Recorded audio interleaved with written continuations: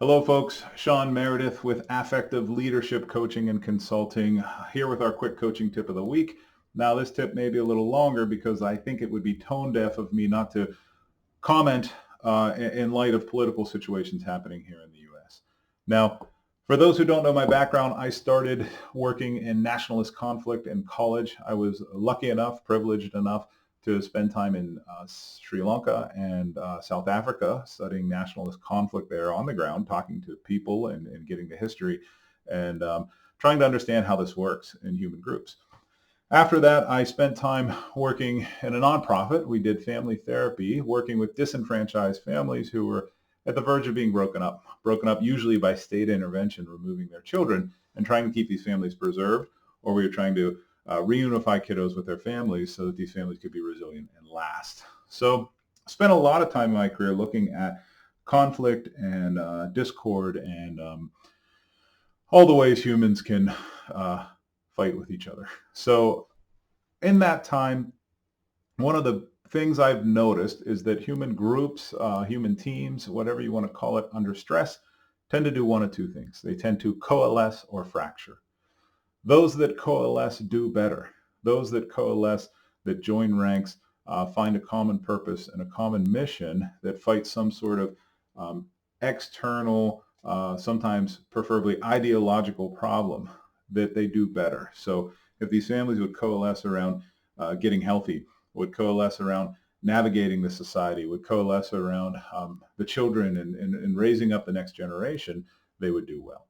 The other version was groups that would fracture. So groups that would fracture would start to infight. They would start to blame each other. They would start to pathologize the problem as broken members or, troublemakers, these sort of things. And they would just fight. And those families would not do well. Those groups don't do well.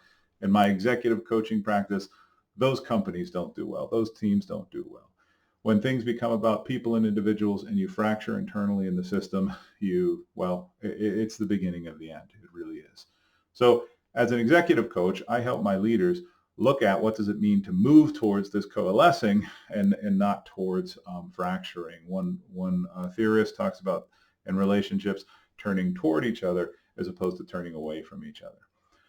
I think that this has something to do with an emotional process that governs us as human beings. Now, I talk a lot in my coaching about emotional process. Doing a webinar next week on this emotional process stuff. And what it is that we are really emotionally driven creatures. Most of what we do in the day is an emotional process acting out. And I think it is unfair to look at emotional process through an intellectual lens. You do not bring logic to an emotional fight. Any of us in relationships have learned that lesson.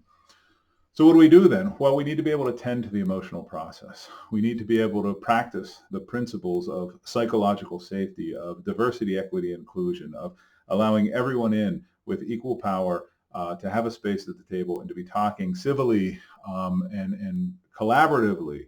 We may disagree, but can we bring that to the intellectual process of dialogue? So in this time with friends, families, teams, anyone, look out for the fracturing. The fracturing is an indication of an emotional process where some group is disenfranchised. They're not feeling psychologically safe. They're not feeling welcome. Everybody loves to pick their flavor. When the other side is doing it, we say it's terrible. When we're doing it, we say it's heroic.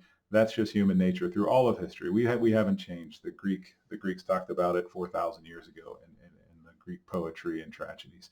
So as leaders, as affective leaders, leading to that affect, we have to understand that human beings need to have a certain degree of safety, psychological safety, to get into that thinking space.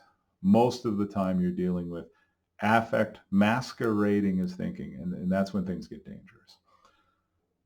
There's a lot packed in there. As I said, I'll be talking more about this in a webinar next week if you're interested, but also keep watching these tips because I'm kind of a broken record with this. Affect is really this governing behind us, and we can become affective leaders. We can learn to manage this skillfully and artfully so that we can get teams that actually coalesce on mission and get things done. So, as always, please share if it's relevant. I'd love to hear comments, and I'll see you next week.